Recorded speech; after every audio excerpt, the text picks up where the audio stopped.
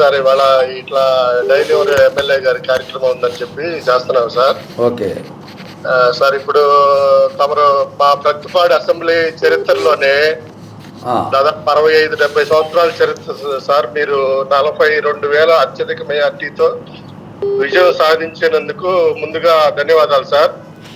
Okay తమరు మాకు చంద్రబాబు నాయుడు గారు ప్రతిపాడికి పంపించటం, అట్లాగే మీరు గత ఉమ్మడి గుంటూరు జిల్లాలో జిల్లా కలెక్టర్ గాను, అట్లాగే 2014 నుంచి 19 వరకు పంచాయతీరాజ్ కమిషనర్ గా చేసిన టైంలో కూడా చాలా అభివృద్ధి పనులు జరిగాయి సార్.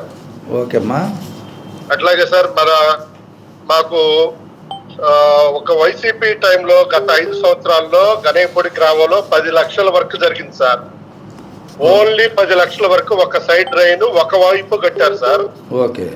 తర్వాత మన కూటమి ప్రభుత్వం వచ్చిన తర్వాత తమ ఆధ్వర్యంలో ఈ 2 సంవత్సరాల కాలంలో కనేపూడి వరకు దాదాపుగా ₹1,00,00,000 వరకు చేపించాం సార్. సరే. 30 లక్షలతోటి మైక్రో ఫిల్టర్ వర్క్ జరిగింది సార్. ఓకే. అట్లాగే మీరు ఎన్ఆర్జీఎస్ లో 10 లక్షల సీసీ డ్రైన్స్ ఇచ్చారు. అంత బాగానే ఒక 2 ప్రాబ్లమ్స్ ఉన్నాయి సార్. బాగా చెప్పండి. మనకి ఇటు మన లాల్గూడ నుంచి లింగాపాలెం వెళ్ళే రూట్ లో లింక్ రోడ్డు ఉందండి, డొంక రోడ్డు.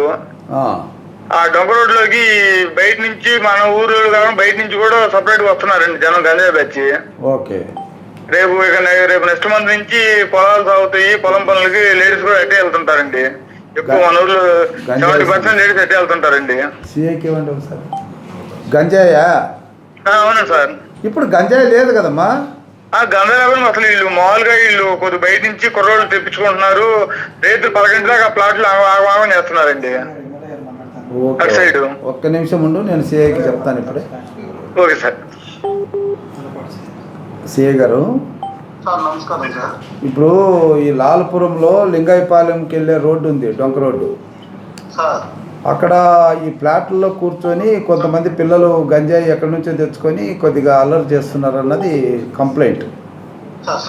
కొద్దిగా ఈరోజు రేపు పెట్రోలింగ్ చేయించండి, చూద్దాం అక్కడ ఎవరైనా ఉంటే కొద్దిగా తీవ్రమైన యాక్షన్ ఉండాలి. చేయించండి. హలో. ఓకే, చెప్పానులే బ్రదర్, తప్పకుండా ఇంకొక చిన్న ప్రాబ్లం సార్ కొద్దిగా. చెప్పమ్మా.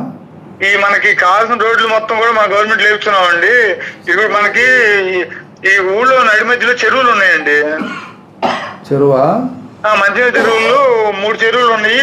మనకి ఇటు వర్షాలు పడ్డప్పుడు ఏంటంటే ఇటు హైవే మీద నుంచి ఇటు మన ఊరి మీదకి వచ్చే చెరువులోకి నీళ్ళు వచ్చే ఒకటి ఉన్నాయండి. దానికి ఇంట్లో ఉంది కానీ అవుట్ ఫ్లో లేదండి. చెరువుకి అవుట్ ఫ్లో పెట్టాలి. అవుట్ ఫ్లో పెట్టాలి. ప్లస్ అది ఏంటంటే ఉంది ఎన్విరాన్మెంట్ కింద ఉందండి చెరువు మొత్తం కూడా. పర్వాలేదు. అయితే దీనికి ఏం చేశారంటే అండి, ఈ చెరువు గట్టు ఆనుకున్న ఇళ్ళన్నీ కూడా దాన్ని ఆక్యుపై చేశారు కొంతమంది. ప్లస్ వాళ్ళ ఇంట్లో డ్రైనేజీ కూడా బయట చెరువులో పెడుతున్నారండి. దానివల్ల బాగా పొల్యూట్ అవుతుంది చెరువు అంతా. సో ఇంట్లో మురుగు కూడా దాంట్లో వదులుతున్నారు.